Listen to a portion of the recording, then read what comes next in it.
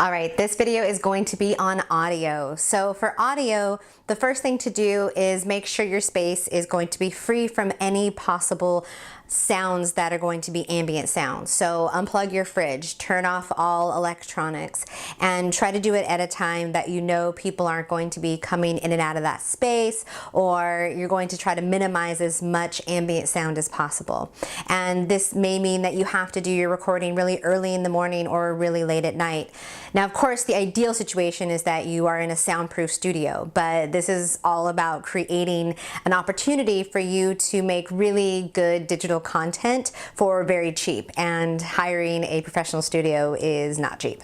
So we are going to look at some audio that has been used. Right now I am using a hardline audio that is on a lapel mic or a lavalier mic, and that is going to be plugged directly into my DSLR. On the previous video, when we were talking about lighting, I was using the Audio-Technica Pro wireless lavalier that allowed me to have more distance from the camera.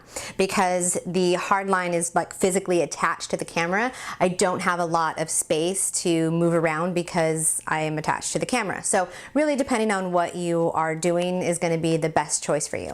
I like the Audio-Technica for what I do. It's good, and you're going to be able to find it's two pieces, so it's just one microphone, but this piece goes into the camera, this piece goes on you. It's a belt clip. I really like this for what I do. It gives me a decent amount of range in terms of being away from the camera. I probably wouldn't with this one do more than like 15 feet. It doesn't have the range of, let's say, a Sennheiser, but this set is going to be around $140, $150, and one set of a Sennheiser is like $700. So what you sacrifice in the ability to get further away from the camera, you really are gaining in price. So just kind of, it's personal choice and what kind of budget you're looking at. So here's my wireless lav. I've used this many times for many different recordings. The other audio that I want to point out is going to be what you would plug into your laptop to do a screencast.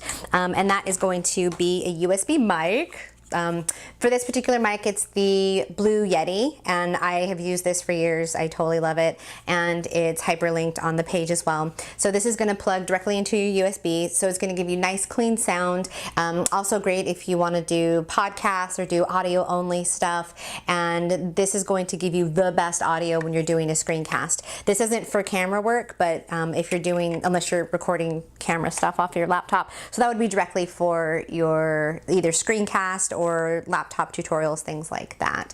So really, with audio, an audience can forgive video that has some issues. Maybe you're not lit as well as you could be. Maybe you have a little bit of your head chopped off, but the audio needs to be good. Like with the video, it can have a little bit of wiggle room, but the audio needs to be good because it's just painful to listen to if the audio is choppy or scratchy, or I'm not going to do those things because I'm sure you've heard of before, and it's unwatchable. So you want to make sure that you have a nice experience for your audience or your students, and making sure that you have quality audio is going to be essential for that.